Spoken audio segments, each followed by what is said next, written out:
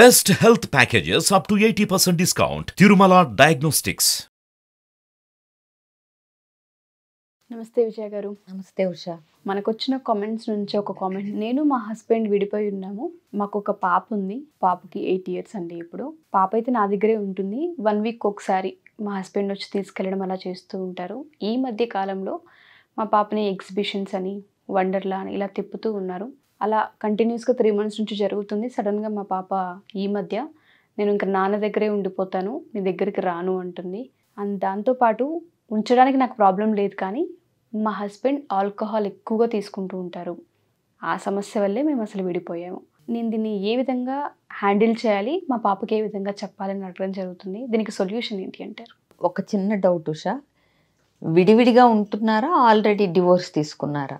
విడివిడిగా ఉంటున్నారు. డివోర్స్ అవ్వలేదు. డివోర్స్ అవ్వలేదు కాబట్టి నీ ప్రశ్న వినగానే నాకేమనిపిస్తుందంటే, మేబీ పాప వంక పెట్టుకుని మళ్ళీ వీడిని కలవాలి అనే అంటే కలవాలి అనే ప్రయత్నం కూడా ఉండుండొచ్చు. ఇప్పుడు అంతే కదా, పాప కోసం తల్లి, ఇప్పుడు పాప వెళ్ళి నాన్నతోనే ఉంటానంటుంది అన్నావు, ఇప్పుడు వెనకాలే వెళ్ళాలి కదా మరి, అవునా? సో ఇది కూడా ఒక ట్రాప్ లాగా అనుకోవచ్చు. ఓకే. లేదా నిజంగానే ఉన్న 2-3 రోజులు తిప్పాలి అనుకోవచ్చు. కానీ జనరల్గా నాకు మొదటిదే అనిపిస్తుంది. అంటే ఏంటంటే, పిల్లని అడ్డం పెట్టుకుని తల్లిని మళ్ళీ లాగొచ్చు అనేది ఒక ఐడియా అయ్యుండొచ్చు అనేది నా ఫీలింగ్. ఇకపోతే ఏంటంటే, ఆయన దగ్గరికి వెళ్తాను అన్నప్పుడు కొంచెం బాధ కలిగిన, కొంచెం నష్టమైన, ఇప్పుడు ఆయన కూడా పాపని తన వైపు అట్రాక్ట్ అయ్యేలాగానే చేస్తున్నారు పనులన్నీ.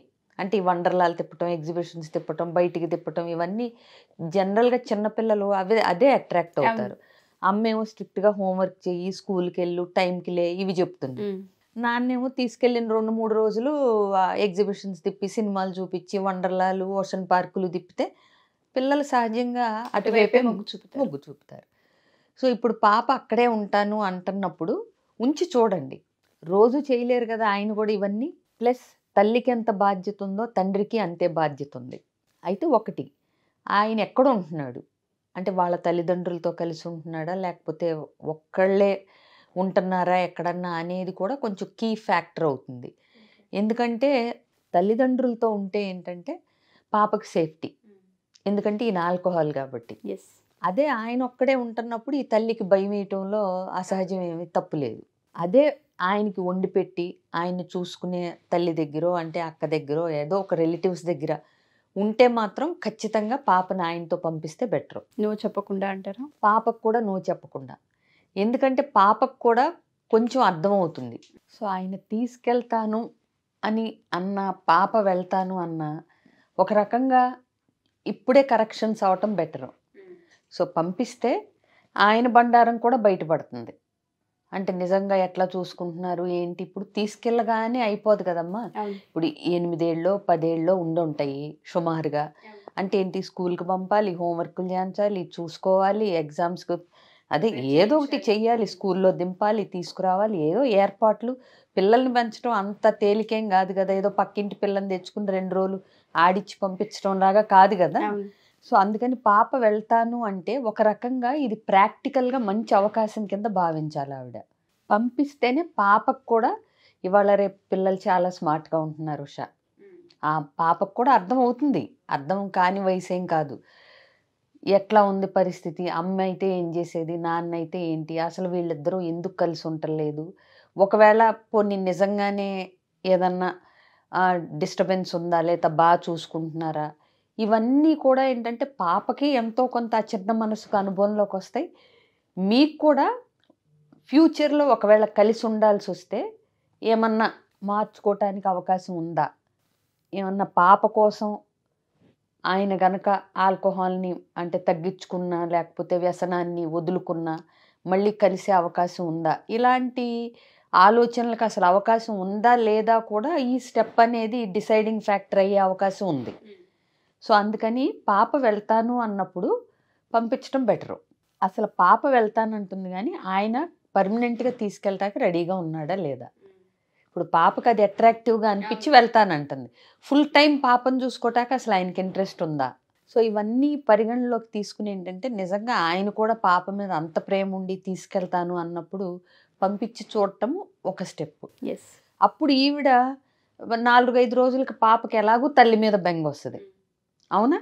సో అమ్మ నువ్వు కావాలన్నప్పుడు వెళ్ళి తనకు ఆ ప్రెజెన్స్ ఇచ్చి, ఈవిడ కూడా చక్కగా ఒక మాల్కో ఒక వండర్లాకో తీసుకెళ్ళి కుదిరితే ఏ సండేనో అట్లా తీసుకొస్తూ ఉంటే పాపకు కూడా ఏంటంటే 2 పక్కలా ఉన్న డిఫరెన్సెస్ ఏంటి, ఎవరి దగ్గర ఎక్కువ సేఫ్గా ఫీల్ అయింది. ఇప్పుడు ప్లెజర్ వేరు, సేఫ్గా ఫీల్ అవటం వేరు.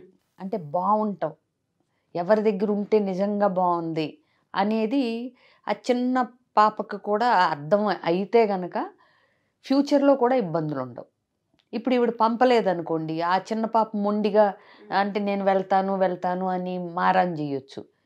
సో కాబట్టి ఉన్న పరిస్థితుల్ని, అంటే మనకి క్వశ్చన్లో పూర్తిగా అంత ఇన్ఫర్మేషన్ రాదు కాబట్టి, ఒకవేళ కనుక ఏమాత్రం పంపించే అవకాశం ఉన్నా అతని వెనకాల బ్యాక్గ్రౌండ్ సపోర్ట్ ఉంది పాపకి అని అనిపించిన పంపించి చూడటం ఒక ఆలోచన. మీరు అన్నట్టుగా ఇంకో విషయం కూడా ఏంటంటే, ఒకవేళ ఇప్పుడు పంపించకుండా తల్లి సరే అక్కడ సేఫ్గా ఉండదేమో, ఇంకోటి ఏంటంటే కూతురు కదా ఎంత కాదనుకున్నా తల్లికి ఆ భయము అవన్నీ వస్తూ ఉంటుంటాయి. కానీ నో చెప్పడం వల్ల ఏంటంటే తెలియకుండానే కొంత డిస్టర్బెన్స్ అండ్ దాంతోపాటు పంపలేదు మా అమ్మ పంపమంటే అన్న అది కూడా ఎక్కడో ఆ భావన కలుగుతూ ఉంటుంటుంది. మీరు అన్నట్టుగా ఒకసారి పంపిస్తే క్లియర్ అయ్యే అవకాశం ఉంటుంది, ఛాన్స్ ఇచ్చిన అవకాశము ఉంటుంది, ఎక్స్పీరియన్స్ కూడా చేయగలుగుతారు, ఆయన కూడా చేయగలుగుతాడు. ఎట్లా పెంచగలుగుతుందా, రోజు ఇన్ని టేక్ కేర్ చేస్తుందా, ఒక్కటే నా అంటే ఇప్పుడు తను లేకపోవటం అనేది ఆయన డ్రాబ్యాక్ కూడా అయ్యి ఉండొచ్చు. ఆయన తాగుడు అలవాటు వల్లే విడిపోయామని చెప్తున్నారు. సో ఈ అలవాటు వల్ల ఈ రోజు ఈ పాపను మిస్ అవటం అది తగ్గించుకుంటే మేము హ్యాపీ ఫ్యామిలీగా ఉంటాం కదా. ఇప్పుడు అక్కడ ఉన్నప్పుడు జనరల్గా పాప క్వశ్చన్ చేస్తుంది తల్లి కావాలని, అవునా? సో నిజంగా గనక జెన్యున్గా ఆయన ఆలోచించగలిగితే ఆయన ఈ అలవాటు వల్ల పాపకి తల్లి తండ్రి ఇద్దరు ఒకేసారి లభ్యమయ్యే అవకాశాన్ని చెడగొడుతున్నారు ఆయన, అంతే కదా. ఇప్పుడు ఆయన తిన్నగా ఉంటే ఈవిడ కలిసి ఉండేది కదా, అవునా? అప్పుడు పాపకి షఫ్లింగ్ ఉండదు కదా. సో ఇవన్నీ ఏంటంటే పాప వెళ్ళి అక్కడికి ఉంటే క్వశ్చన్స్ అరైజ్ అయ్యే అవకాశాలు కూడా ఉంటాయి. కాబట్టి సేఫ్టీయే ఉంది, పాపను పంపించవచ్చు అనే అవకాశం ఉంటే గనక పంపించి చూడటంలో తప్పు లేదేమో ఆలోచిస్తే బెటరు. ఏదేమనుకున్నా పిల్లలు చిన్న వయసులో ఉన్నప్పుడు పేరెంట్స్ ఇలా విడిపోవడం, కొన్ని రోజులు అక్కడ కొన్ని రోజులు ఇక్కడ, ఒక పిల్లలకి ఇది ఒక టార్చర్ అయిపోతూ ఉంటుంది. టార్చరే.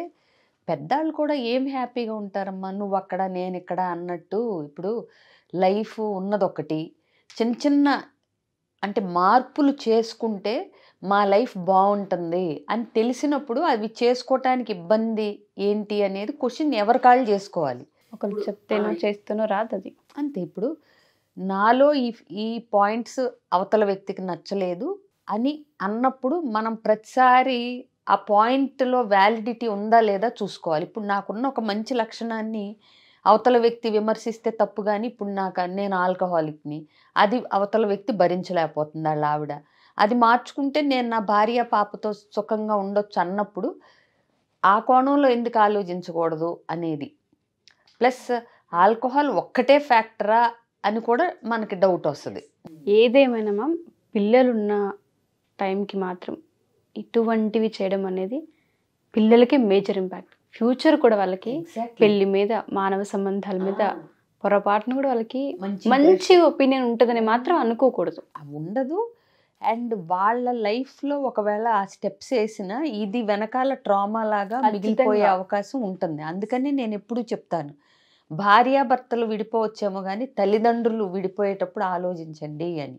ఎందుకంటే వాళ్ళు ఇంకొక పాత్ర డబల్ రోల్ ప్లే చేస్తున్నారు ఇక్కడ. అంటే భార్యాభర్తలే కాదు, తల్లి తండ్రి రోల్ కూడా. అప్పుడు విడిగా భార్యాభర్తలుగా ఉన్నప్పుడు ఉండే ఈక్వేషన్ వేరుగా ఉంటుంది. తల్లిదండ్రులు అయిన తర్వాత భార్యాభర్తల ఈక్వేషన్లో కూడా తేడా రావాలి. నువ్వా నేనా, సై అంటే అప్పుడు నడవదు. సో ఎక్కడ నెగ్గాలి, ఎక్కడ తగ్గాలి, ఏమి కొన్ని మార్చుకుంటే మా లైఫ్ తల్లిదండ్రులుగా మేము మంచి ఫ్యూచర్ ఇవ్వగలుగుతాం పిల్లలకి అనే ధోరణిలోనే థింక్ చేస్తూ భార్యాభర్తలుగా డెసిషన్ తీసుకోవాలి తప్పితే, పిల్లలు లేకపోయిన వాళ్ళకు ఉన్నంత వెసులుబాటు అయితే తల్లిదండ్రులకి ఉండకూడదు, ఉండదు కూడా. ఎందుకంటే ఇంకొక జీవిని భూమి మీదకి తీసుకొచ్చినప్పుడు వాళ్ళని సరిగ్గా పెంచే రెస్పాన్సిబిలిటీ కూడా తీసుకోవాలి. వాళ్ళు అడగలేదు మిమ్మల్ని కనమని, వాళ్ళు వచ్చారు కాబట్టి మీకు ఎన్ని డిఫరెన్సెస్ ఉన్నా భార్యాభర్తలుగా తల్లిదండ్రులుగా మీ రోల్ మీద ఆ ఇంపాక్ట్ పడకుండా చూసుకోగలిగితే అది పిల్లలకు బెటర్ అవుతుంది. Thank you so much ma'am.